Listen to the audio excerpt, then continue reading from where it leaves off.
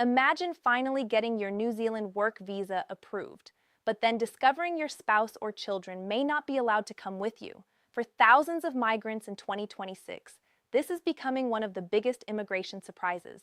Because in New Zealand, not every work visa gives you the right to bring your family. And even if your visa does allow it, your salary could decide everything. So in this video, we'll break down which New Zealand work visas allow family sponsorship, the exact income thresholds for 2026, which visas do not allow dependents, and how to avoid costly mistakes before relocating.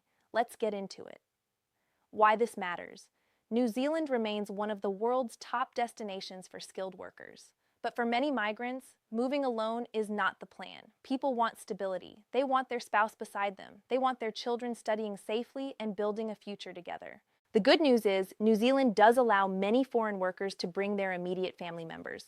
But the rules are highly specific. Your eligibility depends on your visa category, your salary, your job type, and sometimes even the duration of your visa. And this is exactly where many applicants get confused. The main visa that allows family sponsorship, Accredited Employer Work Visa, AEWV. The biggest pathway for foreign workers in 2026 is the Accredited Employer Work Visa, also known as the AEWV. And for many workers, this visa can open the door for family relocation. But there's a catch. New Zealand uses income thresholds to determine whether you can support your partner or children. Partner eligibility. If you earn at least NZD $26.85 per hour, then your partner may qualify for a partner of a worker work visa or a partner of a worker visitor visa. That means your spouse could potentially live, and in some cases work, in New Zealand with you. Children eligibility. But bringing children requires an even higher income level. To support dependent children, your annual income generally needs to be at least NZD $55,844 per year.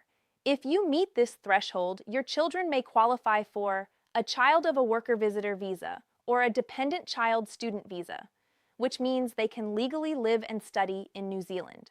Other work visas that may allow family. Essential Skills Work Visa. Although the Essential Skills Work Visa has mostly been replaced by the AEWV, some workers still hold this visa category. These workers may also sponsor family members, but eligibility depends heavily on skill level, salary, and employment conditions. Generally, higher paid and higher skilled workers have more flexibility. Religious Worker Visa. Religious worker visa holders may also bring their children in certain situations, but they usually must either meet income requirements or receive formal support from their sponsoring religious organization. Specific Purpose Work Visas. Specific Purpose Work Visas, often called SPWVs, follow more complicated rules. Some categories allow family sponsorship.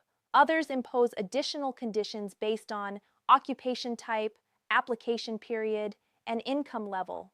For example, certain occupations listed between September and November 2025 face stricter income-based family sponsorship requirements. This means two workers with similar jobs could still face completely different family sponsorship outcomes. Visas that do not allow family sponsorship. Now here's the part many applicants overlook. Some New Zealand work visas do not allow family sponsorship at all. These include working holiday visas, fishing crew work visas, recognized seasonal employer limited visas, supplementary seasonal employment visas, peak seasonal visas, and some short-term permits. In most cases, visas valid for 6 months or less also do not allow dependents. So before accepting a job offer, workers should always verify, can this visa actually support my family? Because many people only discover the restriction after arriving in New Zealand. Why income thresholds are so important. New Zealand immigration authorities use salary thresholds for one major reason. They want to ensure migrants can financially support their families without relying on public resources. That's why these two numbers matter so much in 2026, NZD 26.85 hour for partner eligibility and NZD 55,844 year for dependent children eligibility, even if your visa category allows sponsorship. Failing to meet these income levels can completely block family applications. Relocating to New Zealand with your family is absolutely possible, but immigration success today is no longer just about getting a work visa. It's about understanding sponsorship rights, salary requirements, visa limitations, and planning ahead before making life-changing decisions. A small misunderstanding can lead to delays, refusals, or separation from loved ones. So before applying, always review the latest immigration rules carefully. If you found this video helpful, make sure to subscribe to Trust Vista Consulting for the latest immigration updates, visa changes, and global migration news. And if you're planning to move to New Zealand with your family, drop your questions in the comments below. We'll see you in the next video.